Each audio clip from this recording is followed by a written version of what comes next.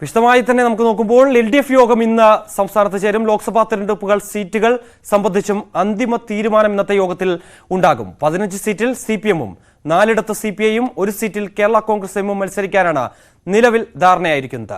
CPM നേതൃയോഗങ്ങളും ഇന്നും നാളെയുമായി ചേരുന്നുണ്ട്. സ്ഥാനാർത്ഥി നിർണയം അടക്കമുള്ള കാര്യങ്ങൾക്കായി CPI-യുടെ സംസ്ഥാന നിർവാഹക സമിതി കൗൺസിൽ യോഗങ്ങളും തുടരുകയാണ്.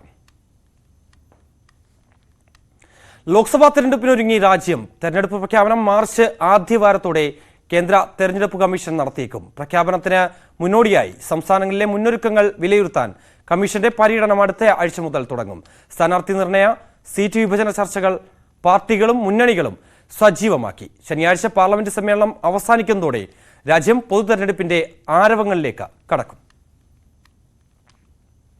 KPCC president K. സുധാകരൻ MPയും പ്രതിപക്ഷ നേതാവ് VD സതീശനും നയിക്കുന്ന ജനകീയ പ്രക്ഷോഭയാത്ര ഇന്ന് കണ്ണൂർ ജില്ലയിൽ പര്യടനം തുടരും.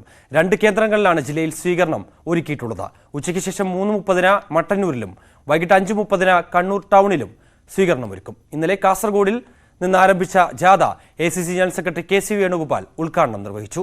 യാത്രയുടെ ഭാഗമായി ഇന്ന് കാസർഗോഡ് നഗരസഭാ മിനി കോൺഫറൻസ് ഹാളിൽ സമൂഹത്തിലെ ദുരിതം അനുഭവിക്കുന്നവരുമായി നേതാക്കൾ സംവദിക്കും. അതേസമയം BJP സംസ്ഥാന അധ്യക്ഷൻ K. സുരേന്ദ്രൻ നയിക്കുന്ന കേരള പദയാത്ര ഇന്ന് ആലപ്പുഴ ജില്ലയിൽ പര്യടനം നടത്തും. രാവിലെ 8-ന് അമ്പലപ്പുഴ ശ്രീകൃഷ്ണസ്വാമി ക്ഷേത്ര ദർശനത്തോടെയാണ് പരിപാടികൾക്ക് തുടക്കമാവുക. ധീവരസഭ സംസ്ഥാന general secretary V. Dinakaran, SNDP യോഗം ജനറൽ സെക്രട്ടറി വെള്ളാപ്പള്ളി നടേശൻ എന്നിവരെ സന്ദർശിക്കും.